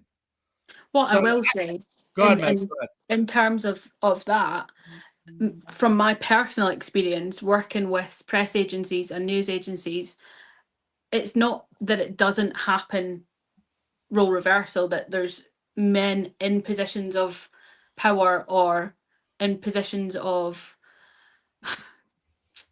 public perception control I worked for a press agency last year, and I was approached by the owner of said press agency, who said, if you sleep with me, I will give you a Super Bowl press pass. And that legit, and I quit the press agency that day, because although it's my biggest dream to go and report at Super Bowl, I would not cheapen the quality of journalism, let alone the disrespect on people. And that's fact. That's just, as a human being. It's not as a woman, as a human being. Men do it as well, right? It's in a different way, controlling a narrative in a different way, and people don't necessarily see that. I never publicly, until right this second, I've never publicly come out and said that. I've got the messages, I've got the receipts, I could finish the agency if I wanted to. But realistically, what does that do? What does that do? It holds people accountable, Meg. Like, I'm glad that you said that with us today. You have to hold people accountable, because if you don't hold them accountable, what about the next girl that comes in? Oh, don't get me wrong. Every single press connection that person has is now gone, because I've spoken to ESPN, I've spoken to various different people in terms of making them privately aware of it, and said, you need to be careful with dealing with this agency. Haven't seen them pop up at anything ever since. However, it's not a safe space for women to come out and share that information, because me, as someone who does very, very small scale, micro influencing, if you like, and I hate that term, but for want of a better word, what does that, the way that I felt at the time was, firstly, it was completely unsolicited. It was completely out of the blue for me. I did not expect it. He'd sent images of himself, etc., that were, again, completely unsolicited. But for me, there is a culture around media and especially content creators. Let's be honest, we're not real journalists. We're media content creators. There was a perception for me where I didn't feel like at the time I was in a position to come out and say anything, because I thought, well, who's going to listen to me over this, this big agency who's out there doing I'll things? say it like this, Meg. You have the receipts, the proof. No one can deny you. And I know that. But then there's so much out there in terms of perception, like what we're saying right now. There's so much out there in terms of perception, and it damages the wider cause in a lot of ways. Yeah. For me personally to come out and say things. Don't get me wrong. Any female who's ever come to me and said, "Oh, you worked for that agency. How did you find it?" They get the truth. I'll tell them, and I'll warn them, and I'll make sure that to the best of my ability I can safeguard those people. Yeah. However, there is a culture out there that is happening under the radar that people don't necessarily see or know about. And, people go on about pretty privilege, and I see it all the time. See it all over social media. People have pretty privilege. They go on there, they're, good looking, they dress well, they've got time to, put together all these professional, presentations and all this kind of stuff. And realistically, they get the opportunities because, like Marvin's just said, sex sells. That's what people want to see. They don't want some, random person who they've never seen before, who's shown up with, greasy hair and looking a mess. They're not going to respect you the same way, right? But there's a subculture that goes on in the world of journalism and media, and I completely stepped back from. I was getting huge interviews. I was interviewing John McEnroe. I was interviewing Danny Garcia. I was interviewing, WNBA coaches, etc., through this agency. Every day I was getting a new press packet put to me saying, "Can you go do this conference? Can you do this? Can you jump in with this question? Can you interview Trevor Zegras at the NHL when he's moving to Philly?" Great, yeah, brilliant, absolutely. And it was fine until it wasn't fine. And it's happening so much more than what we realise on a smaller scale, but because she's a big name, the attention's bigger, and it's important. It is absolutely important. I don't deny that. However, this has been going on for a long time, as we've seen. Yeah. It has, and like I said, she's been connected to him for longer than that. Like I came across this one too that I wanted to bring up. I'm going to note the thing of her and Vrable, right? So she was going off on this rant about her husband. You know, he's known to be an Eagles fan, that he was just going through the final 3 minutes. This is 3 years after the Super Bowl win, their first Super Bowl win, that she was having enough of it. And somebody hopped in her chat, was asking her if she's going to Nashville. Oh, you know, and responds like, "Hey, what kind of question is that?" With with a boot emoji. And then his response to that was, "Sorry, silly question to me. Did they add you a room at the Vrable conference?" This was December of 2020. Not not last year, not the year prior to that. This was 5 years ago. This comment was made, right? So she's been connected with Mike longer than that, and I agree with what you're saying too, Meg. That there's a microculture inside of the reporting world, that this thing is that guys put it out there that if you take care of X, Y, and Z, and you're a female, you'll be taken care of as far as breaking news type stuff goes. I agree that does happen, and that unfortunately, the way this is going to work out, that Dianna Russini is going to get the brunt of it all, and Mike Vrable might get close to no repercussions on this. None. Outside of whatever his significant other, if they're still together, because as me, Ben, and you talked about, we don't know if they're all together right now. We don't know if Mike Vrabel's in the middle of a divorce, or Dianna Russini's in the middle of a divorce. Dianna might be, because as much as she's going on social media and trash her husband, I don't know how I'd stand next to the woman at this point in time, because all the stuff that I just pulled out, I could have another 10 to 15 different stories, reels, etc., that where she has been dogging her husband. So it's one of these things, like, there's the difference between the morality side of it, which, I think Mike's going to get a pass on it. It's very unfortunate, because I don't think that he should get out of this scot-free if it is proven that they've had an ongoing physical type of relationship. But Dianna put herself in a situation by not addressing things, by her friends apparently not stepping up and saying, I think the writing's on the wall. We know what it is. And a lot of people know as sex does sell. But at the same time, there has to be a separate thing between business and what you do in your personal life. You can have a relationship with Mike Vrable without crossing that ethical boundary. And the fact that, like I've already sat there and said, she's been going after AJ Brown for 9 months. 9 months we've been hearing it's New England, it's New England, it's New England. We even heard Vrable sit there and say that he's had personal conversations with AJ since prior to him being traded to Philadelphia, and still continuing to have that. At this point in time, if anything more comes of this, the Eagles might have a legit tampering case on their hands and could very well be compensated for this. We're still talking about what ifs and everything like that, but there's still a whole lot to this to be unfolded.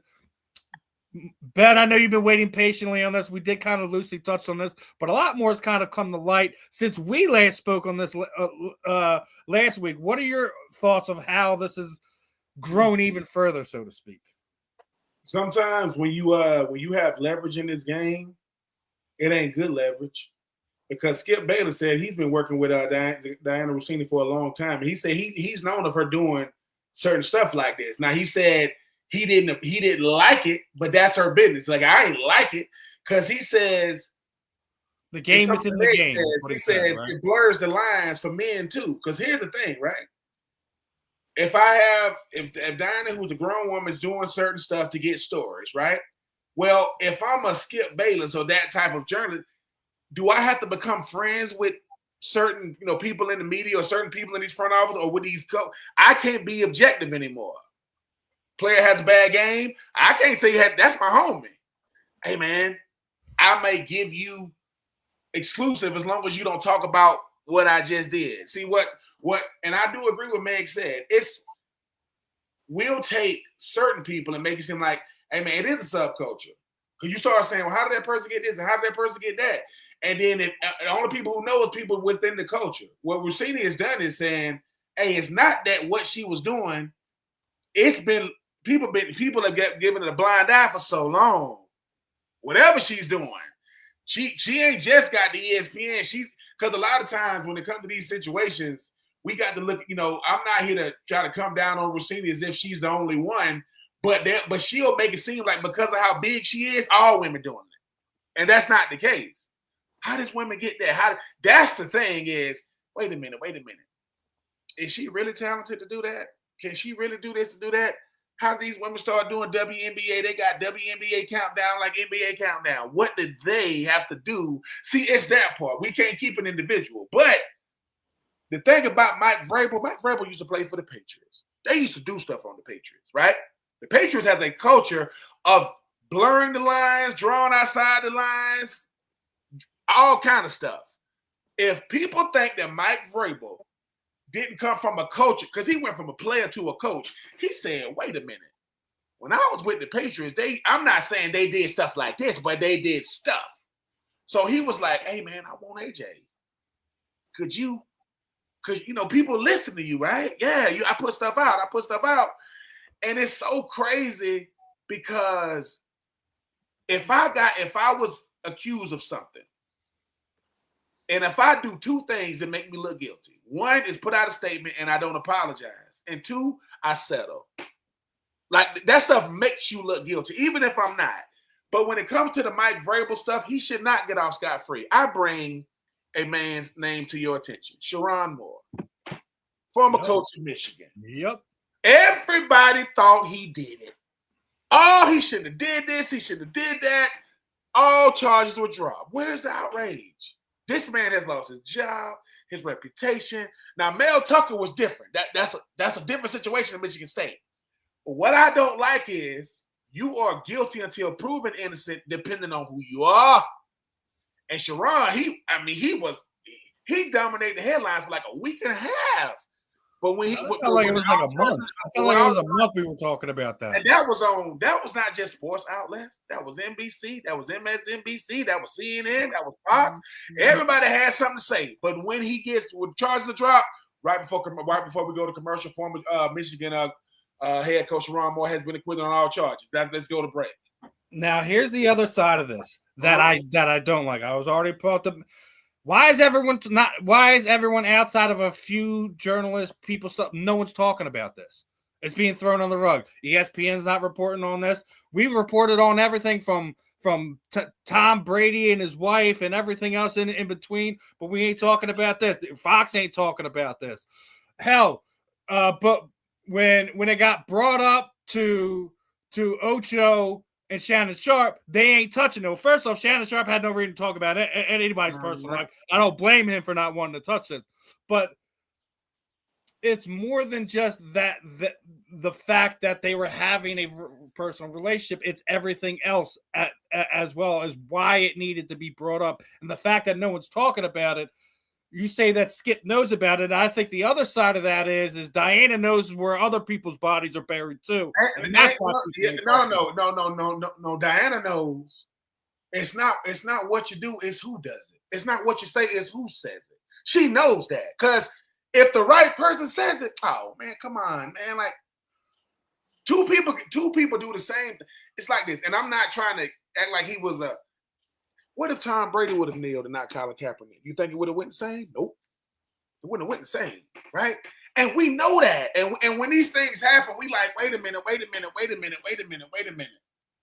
And I'm not even getting political. Corruption is illegal. So when someone says, we found all this corruption, why ain't nobody going to jail? Because you ain't found anything.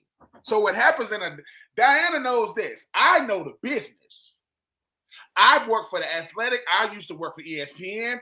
I know all the big wigs. I know them all. And she knows this. Let the wrong big wig say something about me. That's what she's saying. All right, y'all got me. Listen, I got a private investigator taking pictures. Whatever. I got an NFL camera taking these pictures. I don't know who this person was. That's Mike Vrable right there. That's one of their spouses. I don't care what anyone says. That's one of their spouses. But what happens is, right, it's like earlier when I said I'm not going to name my teammate because I can say what that person did without naming them. When the situation like this, when it comes to the big wigs in this industry, people want to see what really happens to them. Because if Russini ends up at another network, nothing happened. It's like if there was his coach, last name Petrino, right? He got fired from doing nefarious things when he was at Arkansas. Do you know he was the offensive coordinator of Arkansas last year? The same school that fired him rehired him, right? Where is he at now? He's at North Carolina as the offensive coordinator under who? Bill Belichick. All I'm saying is it ain't the same across the board. Yes, we got Russini. I get it. And she, but here's the thing. But you know what Russini is saying, really? Why is it bad now? Wait a minute. I've been doing this. Isn't that why they ran Joy Taylor out? Because it was getting too crazy? And guess what? And guess who you think they're gonna try to replace her with? Y'all just said sex sales, right? And you don't think Joy Taylor know that? If anybody knows, Joy knows. And it's not her fault that she's an attractive lady that knows sports. I'm not blaming her for that. What I am saying is there are a bunch of Megs in the world who say, I don't do that. That's why the guy was like, well, why don't you want to do it? Don't you want to go? I don't want to go to Super Bowl that bad. And it's so crazy that these powerful men, because Mike Vrable is very powerful, is using his power to get results. Yeah. And if you don't, man, I don't know this to be certain. I ain't got no sources. You think Mike Vrable did? Who you think told Mike Vrable about Russini? We ain't talking about it. Who told him that she will do this? Somebody said, Mike, talk to Dianna. What you mean? Talk to her. Talk to her about what, man? Just, I'm telling y'all, it's like this. There ain't too many things that's gonna happen in the NFL that's gonna shock me and Marv. I'm like, yeah, man. You see, it ain't gonna. Now we might go, what? It's hard to make us go, what? He said, what he did, what? It's not saying we were supposed to everything, but the Russini thing, right? Dianna is sitting back saying, all right. The reason why her friends ain't gonna say about that girl trip, because they're gonna say, is this the only girl trip y'all been on? See, they gonna ask the question. Leave that alone. Look. Hey, man, that's you, Dianna. I'm not saying she ain't going on a girl trip. I'm just saying, name a girl trip that got a head coach there. One. I know one. Our head coaches happen to be where we at. Come on, man. This situation is wild, but it don't shock me. It's just bad for women journalists who, if you're pretty, if you're attractive, if you're talented, they thinking, who did you have to do? Not what did you have to do to get here? It's never, I'm talented enough. And but guess what? That goes way farther than women in sports now. It goes way far. What you doing? How you get in here? Who let you in? So it's all around. It ain't just the ladies are the ones at the forefront. You know what I'm saying? And let's call it what it really is. Not to give him any love, but there's a lot of Jason Whitlocks out there that are really, really mad that it didn't work for them. See, he won't say that out loud. He won't say when he says, I quote, could have done some things to Joy Taylor. No, you couldn't. No, you boy, sit. And guess what? That exposes something else. Certain guys want to be journalists and in the media to get leverage. I couldn't get her. I'm gonna sit there and say there's already been more than a handful of podcasters that have sit there and said they would love to hire Dianna for their network, and it screams. Don't think that Dianna ain't no hot commodity. She got let go from the Athletic. Somebody else going, now we can see it ain't. Sometimes what happened to you it's still she's still high profile. It's just, hey man, comes with some other baggage. Get what you pay for, I guess. Yeah. Before we wrap this one up, Meg, any final thoughts on this before we go to the next topic? I don't think so. I think it's a sad state of affairs that your sexuality, your looks, your whatever is your leverage in this day and age where you've got, intelligent young women trying to make a breakthrough and can't because they won't lower their morality. All right. So did have something I thought was hilarious come out this week, right? Outside of the craziness that we're already dealing with, right? So the Darius Slay had to make this comment because former Chiefs defensive end was talking, was on I think it was Ocho and Shady show, and they were talking about the Super Bowl, right? And they were talking about getting blown out in the Super Bowl, and he was basically sitting there saying that he thought that they were going to dog the Eagles, and that the 49ers team from the prior Super Bowl was a better team. And Darius Slay didn't even wait long to say, and that Buddy was tripping, that they didn't stand a chance. How you going to talk like that when the Eagles took their starters out basically before the end of the third quarter? They could have dropped 50 on the at the time the two-time champion Chiefs. They both had a little back and forth on it. I have a problem with this, just outside of the fact that it was an Eagle player involved. How do you beat a fairly closely contested Niner team and then get your doors blown off by the Eagles team the following year and sit there and say that you felt the Niner team was a better team? As we were just talking about, the math ain't math in here. Let's start with Meg on this one. Do you feel like it's more of a salty thing that the Eagles stopped the potential three-peat, and that's why he has something to say? Or is it just because of all the reporting that's been going on A.J. Brown, on Jalen Hurts, on everything, where everyone just wants to pile on top of the Eagles? Is that what's going on here? What are your thoughts? What, if you're in his head, why do you feel like he's saying this right now, Meg? I mean, thank God I'm not in his head, first of all. Let's start with that one. But the math just doesn't math with that statement. I don't comprehend it. Maybe there's some like CTE kicking in there or something. I don't know, but it just doesn't add up. And sometimes you hear these outlandish statements and you just think, is this a legitimate, just I'm going to seek some attention and hopefully cause a stir? Or is this somebody's serious opinion? You know me, I'm not a massive Eagles fan. I'm neutral on this ground. But it does seem like an absolutely wild business to be coming out and saying something like that. Marvin, your thoughts on this one? I think that jealousy and hate reveal itself in many different ways. I think that was just one there. That's it. It's an ignorant comment. Player emotional. Player's competitive. You put a mic in his face, and these. I don't know how long this guy's been in the league, but I would. Yeah, it was just unnecessary. You know what I mean? And it just shows that he's not over the ass whipping he took in that game, and he ain't man enough to address it. Man, listen, I see Muhammad Ali get knocked down. I see Mike Tyson get knocked down. It ain't nothing, man. It's life. You know what I'm saying? You compete at the highest level. Sometimes it go that way. You know what I'm saying?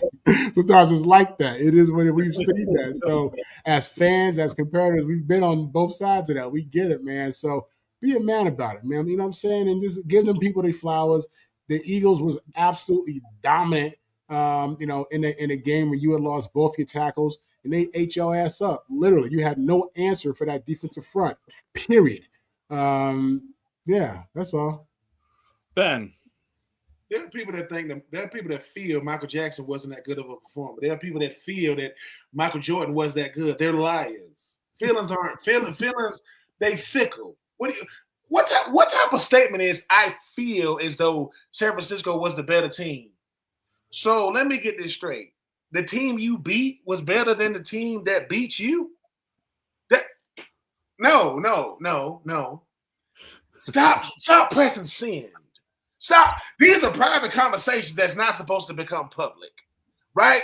We can see what you're saying, sir. What do you? A team that dominated you wasn't as good as a team you beat? Come on, man. And I will say this about sport.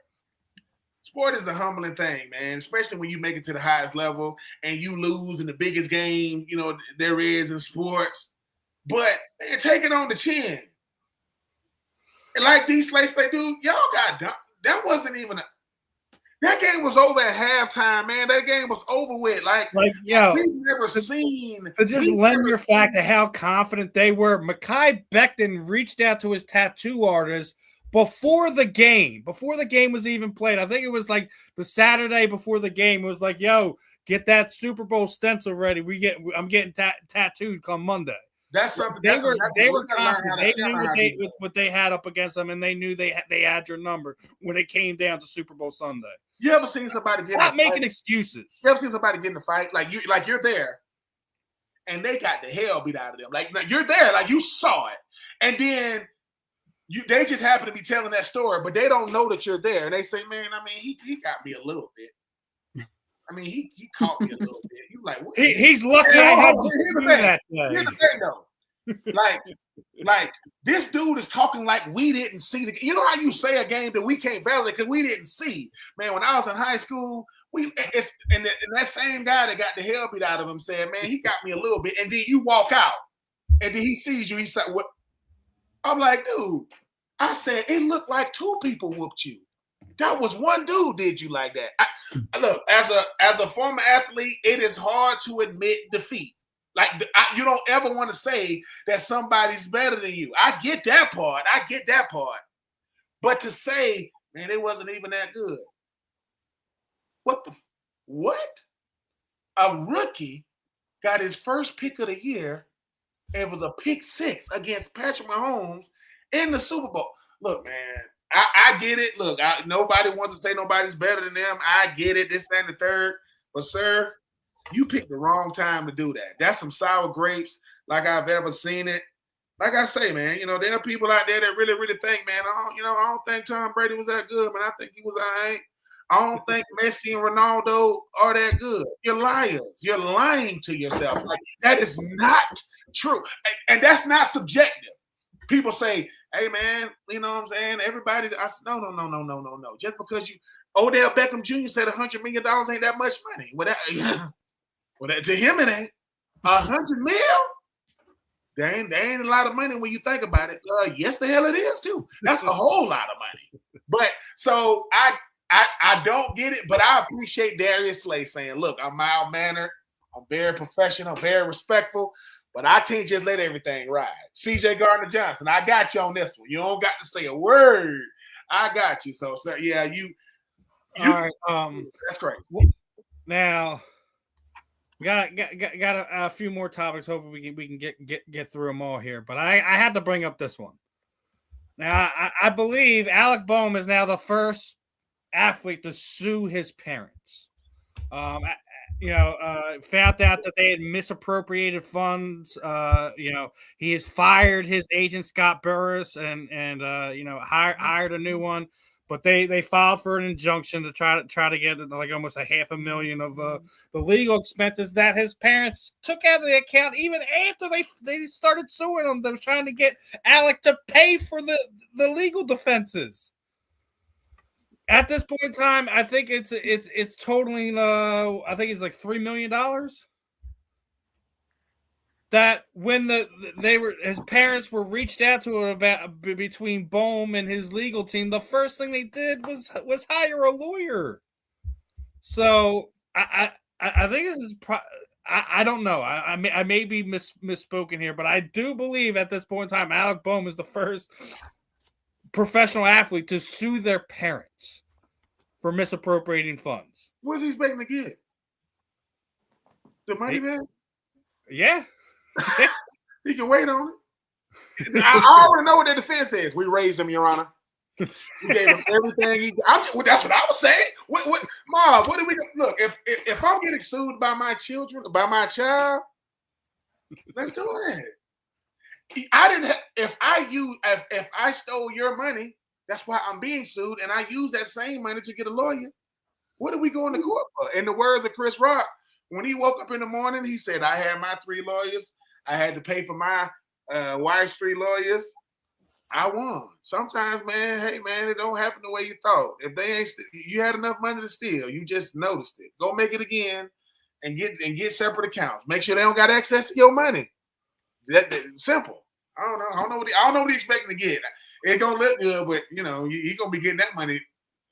What type of installment do I get for $3 million? What type of installment is that? What do I pay a month? Man, please. We'll see. Meg, your thoughts on this? Alec Boehm suing his parents. In terms of the morality of it, right? I can see, like, if it was a stranger and it was, you know, a random, I don't know, agent or whatever who had misappropriated your funds, you'd be after them. You'd be on them and you'd be saying, I want my money, like, full stop, right? And I get it. I kind of respect the fact that he's saying, well, just because you're my parents, you don't get away with that.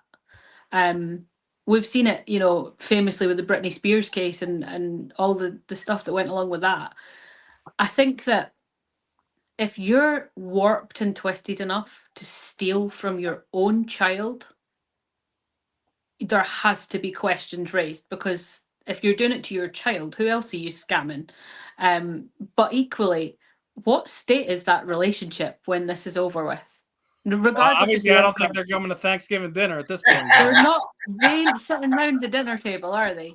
You know, no, definitely not. Definitely not. But it's interesting because I was reading into the breakdown of the funds that had been misappropriated, and some of it was like outright just there was, I think, just over $500,000 that had been, you know, directly just taken, and then the rest of it was in like stocks and shares and putting investments in certain things that they were invested in. And man, it's twisted. And this is where, you know, keeps family and business separate.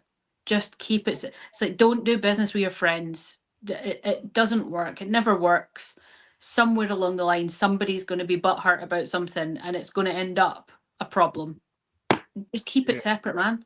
Your family is not worth, and this goes for both sides of that argument, family is not worth losing over money. Full stop. Hopefully we don't hear the kid from Washington, Daniels. Hopefully his mom is keeping things on up and up, because she's his agent at this point in time. Mm-hmm. Not only is she keeping the females away, but she's also it's an interesting situation. What about your thoughts on this one, Marvin? You know, Alec Boehm suing his parents. Is this a weird thing for you to read up on, hear about? It's an unfortunate matter. It is, you know, like Meg said, it's really a morality thing. You know, you would think that your parents are the people that you can trust the most, and you know, who've been there for you. And what it just tells you is the power of greed. You know how real that is, man. And family or not, I mean, if you're not disciplined, or you know, if you have certain issues, you know, you get these situations. You know, we saw Gary Coleman, and you know, Meg mentioned a few others. I mean, this isn't the first time that we've seen this happen, but it's unfortunate, man. It is, and I hate to see it. In regards to the relationship, I mean, that's a tough one. That's a lifetime of therapy right there. You know, no doubt about it, and trauma. So, yeah, hate to hear that, and you know, but he's not alone. I bet there are, you know, I mean, you have active players today, you know, who are child prodigies. You know, made money early, NIL. I mean, it just happens sometimes, man. It is what it is. It's life. It's unfortunate, but it's really life for a lot of people. It is unfortunate. Hopefully, it's something that they can all overcome and get past. Because I'm with Ben there. The holidays should be pretty interesting, and we're already halfway through April right now, and I don't foresee it being settled before the holidays. So should be interesting to see how everything unfolds in the Boehm household. But as we're getting close to it, we're in playoff time for hockey and basketball right now, and I'm fortunate that both my Flyers and Sixers are in it. But I do want to talk about the Flyers real fast. I came across this, and it's an interesting fact, right? That the Flyers, as of March 10th, they had a 4% chance of making the playoffs. Well, they did make the playoffs, and they're probably the hottest team in hockey right now. And not only that do they get in, but you have a case where you had the Islanders, Capitals, and Devils all had more wins than the Penguins and the Flyers, but they didn't make the playoffs because how hockey works with the breakdown when you go to overtime, that you get 1 point, at least 1 point now. So people are upset about that. But the thing I'm excited about is one of the better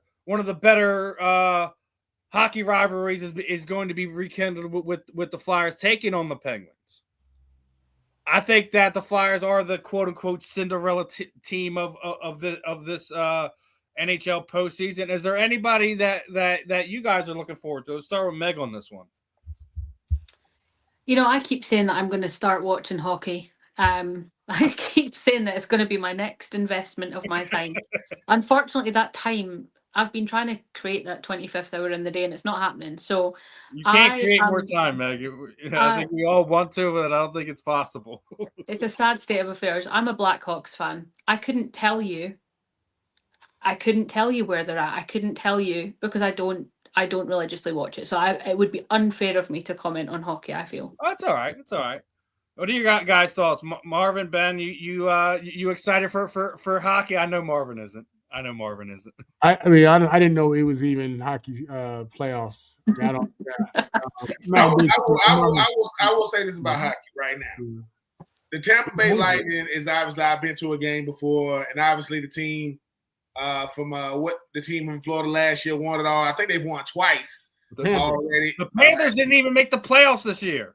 That's so. I just want to know how after winning back-to-back cups. That's crazy. We understand Pittsburgh.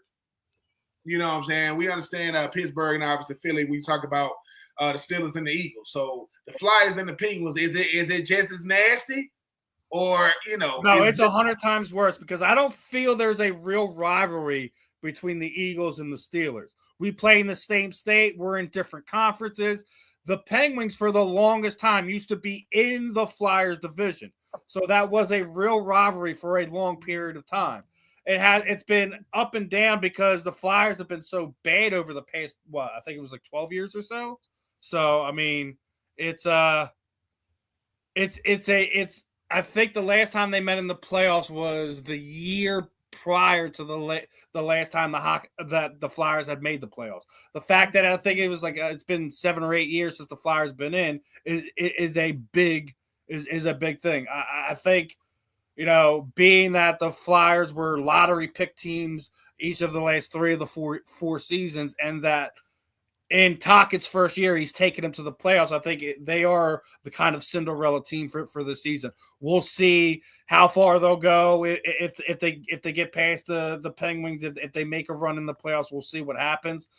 It's good when you have a young team, man, and they're not built up with free agents or veterans or stuff like that. So it'll be interesting to see not only how they do this year, are they able to continue and build upon that success from years to come. One thing I do want to talk about, the Sixers did get in, and they're going to be playing the Magic for the play-in for the 8th seed. I have a problem with this. All right, the Sixers are the 7th seed, playing the 8th seed for the play-in. The way I don't like the play-in is because it should be the 8th seed playing the 9th seed, and those two are the teams that are playing for that last spot. I don't get why we're having an additional 10th seed to potentially see them getting in the playoffs. As the only thing I have a problem with the play-in, especially when the fact that you have a situation like this, it should be like one of those things where they end the season and they're tied, and that's the only time you have a play-in. Not I mean, I was listening to an NBA player talk about this on a podcast, and he was like sitting there saying like one of the years that they were the 8th seed, they had 52 wins in an 82 game season. Like it would make sense for like you have a team that's just on the outside of, or even another team that has like 50 plus wins or so, for them to be in that play-in type of scenario. I don't like it when you're having the 7th and 8th are playing for that seed, and you're adding in the 9th and the 10th for no reason. You should. This is the same thing why I don't get the mid-season cup nonsense either. I get why you should have something like this in place. I don't think it should have a place every season. Is my thoughts on this. I'm gonna start off with Ben on this one. How you feeling about the play-in right now? The participation trophies, they're doing it in real time. They get on my nerves. It's the NBA, man. Like you just said, look, if it's an 8th or a 9th and we tied or whatever, yeah, come on, man. Like what? Stop trying to make people do all this extra thinking. Dude, who got the best records, man? All right. Well, yeah, but kind of how we win or whatever. No, this ain't like baseball to where, man, like all them games still come down to the last week of the season. We talking about some teams, the Hornets, LaMelo Ball. I'm just saying, like, hey man, come on, man. Let's stop. Now, playoff basketball is the best basketball. I think it is incredible. Playoff basketball is, and that's the only way you get some rest. The only way you get some rest, you got to sweep them. And hope that the other team you playing go 7 games. But yeah, this in-season cup thing, yeah, we won the cup. Yeah, because you ain't gonna win no chip. That's why you're not gonna win one. We won the cup during the middle of the season. Man, these make-believe, that's not even real. What is that? That's what is a cup? We can drink out of it. Man, stop that nonsense, man. Marvin. Yeah, I'm with Ben. I mean, to me, the NBA is top heavy. Now, it's a tournament. Anybody has a shot. You got to win it. You can't just win a game on paper. But when you're talking about the 7th, 8th, 9th, 10th seed, what are we really talking about? You know what I'm saying? Like, I don't give a damn how you want to mix it up, cut it, slice it. They're gonna be out anyway, right? So it's this is just what you get when it's not football season. We got to create more narrative. No, you got a microscope on everything just because this is how we live it. You know what I'm saying? So yeah, that's so irrelevant. I mean, Steve, I understand your point. Great topic for discussion, but at the same time, it's kind of like, what are we talking about? We know who the killers in the West. We know who the killers in the East. And it ain't nobody in the bottom of them standings. So that's it. Mag, your thoughts on this one? Do you enjoy the playing or no? I don't. So I recently started an NFL radio show here in the UK, and a lot of my issue, it's the first one of its kind, and a lot of my issues are that my listeners are UK based, right? They don't understand football necessarily, all of them. They certainly don't understand the NBA. I'm having to go back, strip back, and explain how the draft works. I'm having to explain how football works weekly. I'm getting questions coming through, right? Now, I got asked if I would set up an NBA radio show, and I said, oh, hell no. There is no way that I am going to waste another 2 hours of my week going through. I just want to talk football, man. I just want to talk about the actual game. And then to add basketball and have to explain play-ins and why X and Y are, it blows my, I mean, I understand it, but it took me a while. Can you imagine us overseas people here who we've already got the complexity of soccer leagues and promotion and demotion and all? Come on. Absolutely not. Unnecessary. All right. Last one is for my 2 Atlanta fans down there, right? Me and Ben talked on this last week. You got Angel Reese is there in Atlanta. If you're getting up a nickname for Angel Reese and Brittany Griner, what nickname are you gonna give them to? Hold on. I'm gonna start off with Ben on this one because I love to torture Ben. You're asking for us to come up with a nickname? Yeah, I'm forcing him to come up with a nickname for Brittany Griner and Angel Reese. Let's see. Hold on. Because I forgot that Brittany Griner was in Atlanta. Oh man, what the Reese's Big Cup? You know what I'm saying? She you got the big Griner, you got the Reese's. I would come up with something because I forgot that Brittany Griner was gonna be that, be with the dream. She ain't what she used to be, but she's still 6'8". She still is a rim protector. I will, Griner and Reese. I don't know, man. Reese Cup, y'all got to help me. You know what I'm saying? But man, I will have to come up with something because. Like I say, we'll revisit this one in a few months for you, Ben. Oh yeah, I'm gonna definitely have one. As my daughter, she's my hooper, and in her mind, she like, Daddy, if I was 6, she said, Daddy, if I was tall as you, I'm coming down the lane on. My daughter, she ain't tall, you like 5'5", but Griner and Reese, hey man, the best. And you know what? We were talking about the best nicknames or whatever. You know the best in football, the best nickname that goes under when Demaryius Thomas and Decker played, they called themselves Black and Decker. That's what they called it when they was in Denver. I said that is beautiful, like that. And that was you got to be good to have a nickname now. I don't want to hear no nickname of you know, but I will come up with one for Angel Reese and Griner. You know what I'm saying? Brittany Griner, man, she that cut her hair, man. She ain't dunking no more though. You know what I'm saying? She ain't like her days of Baylor to go to dreads break out. Now she's just, you know, people pushing on her, mushing on her. They don't even scared of no more. But now I will definitely come up with a nickname for Griner and what about you? What about you, Meg? You taking a stab at a nickname for Brittany and Angel? I mean, do you guys? I don't know if you guys get the same chocolate bars as we do over there, but there is a bar called a Reisner bar, like, and it's Reisner. Okay. I mean, it's a stab in the dark because I'm on the spot. But I will think. I'll have a think and I'll. Oh, they already got one. They already got one. They called. They I think they're gonna be called because you know Angel Reese calls herself, you know, Barbie, like a Barbie doll, whatever. And then they called her Bayou and she went to LSU. They called her Bayou Barbie and the Beast. So it's Bayou Barbie and the Beast. So yeah, I mean it'll grow on me. Okay. I don't know why Brittany Griner want to call herself. She probably was a beast before, but you know, I don't know. But yeah, Bayou Barbie and the Beast. Okay, we'll see. That's not what I'm gonna call them. I'm gonna give them one. You know what I'm saying? Mm-hmm. I do stuff like what did I call Sean Merriman's son, man? Bright Lights. Bright Lights, yeah. You know, Bright Lights Merriman, because the day the lights out, I ain't gonna be out there. So let's go Bayou Barbie. Let's go Beast. No. Your name is Brittany. Okay, I'll call you Beast. I'm gonna come up with something else. Just I don't know what it is yet. I mean, think about it. A woman walks out there 6'8", and you go, "What's your name?" She goes, "Brittany," because she got a deep voice. I'm going deep as hell like Brittany. So I might have to call her Beast. Oh man! All right. Well, as we wrap this one up, I'll always go around the horn for everyone. Meg, you wanna let everyone know where they could find you, find your content, you know, shoot out your social sites, all that stuff. The time is yours, my friend. Yeah, I'm ballers_Meg on pretty much every platform. You can listen into my NFL radio show weekly on a Monday, southern-roots.co.uk. Or for all other adventures, it's at the Sporty Cowgirl. How did that 24-hour thon that you did go?